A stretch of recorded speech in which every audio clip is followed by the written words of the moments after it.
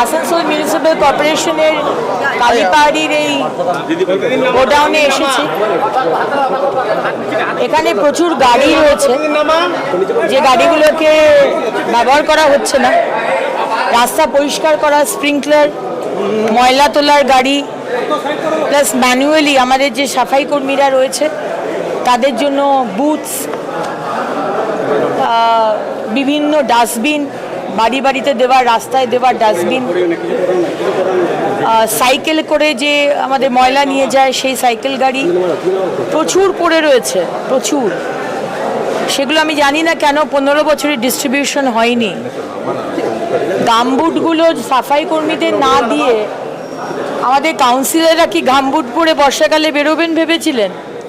2000 gumboot রাখা রয়েছে, অথচ আমাদের এখানে আমরা শুনছি আবার করে নাকি টেন্ডার হয়, আশা হয় আবার টেন্ডার হয়, আবার করে মাল নেওয়া হয়। আমি জানি না কী সিস্টেমে 15 বছর চলেছে। দুদিন আগে কালীপাহাড়ি ডিচগুলো পরিষ্কার করেছে, সেখানে খালি পায়ে বা হাওয়াই চটি পরে তারা পরিষ্কার করছে। এই সিস্টেমে চলতে পারে না। এই জন্য আজকে এখানে এসেছিলাম এবং আমি কর্পোরেশনের সাথে, আসানসোল কর্পোরেশনের সাথে কথা বলছি।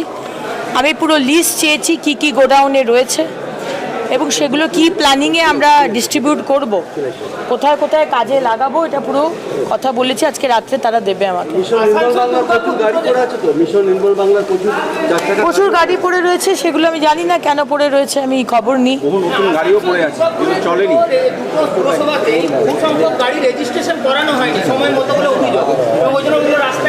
এখন আমি যখন জিজ্ঞেস করলাম যে গাড়িগুলো কেন নামিনি, বললো যে আগের কি ইঞ্জিনের বিষয় ছিল, সেটা অন্য ইঞ্জিন হয়ে গেছে। কি ইঞ্জিন বললেন যেন, কে ছিল সেটা, তাই জন্যই। হ্যাঁ, না এটা তদন্ত, মানে আগে তো আমি ট্রান্সপোর্ট ডিপার্টমেন্টকে কথা বলবো, কারণ বিষয়টা আমি জানি না। আগের একটা ইঞ্জিন হলে পরের একটা নতুন ইঞ্জিন যদি মার্কেটে আসে তাহলে যে রেজিস্ট্রেশন হয় না, এটা তো আমার জানা ছিল না। বিষয়টা আমাকে জানতে হবে, তা যদি তদন্ত করার দরকার হয় তদন্ত হবে। কিন্তু এইটা তো তদন্ত করার দরকার যে এত মাল পড়ে আছে, হিসেব মতো কত মাল থাকা উচিত।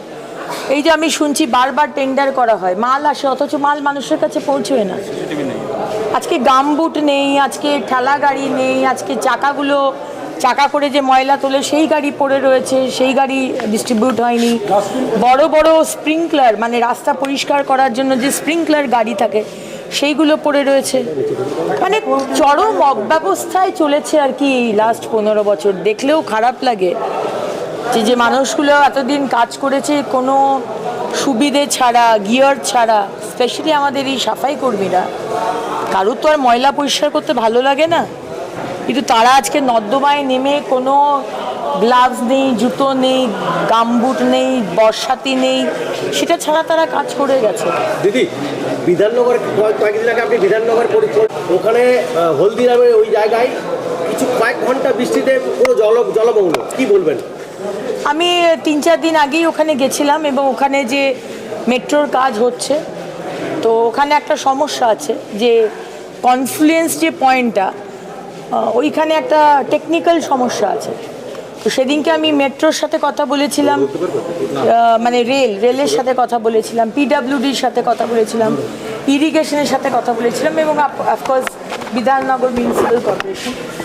আজকে এই খবরটি পাওয়ার পর 2টোর সময় আমি একটি ভার্চুয়াল ডেকেছি। আমি এখন কলকাতা বেরোচ্ছি এবং সমস্যাটা কী হয়, মানে হাতে আর 7-10 দিন সময়ের মধ্যে ঠিক করতেই হবে। আগেও বলে এসেছি, তারা বলেছে এই নালীগুলোকে ঠিক করবে, আর যে সমস্যাটা ওটাকে ঠিক করা হবে।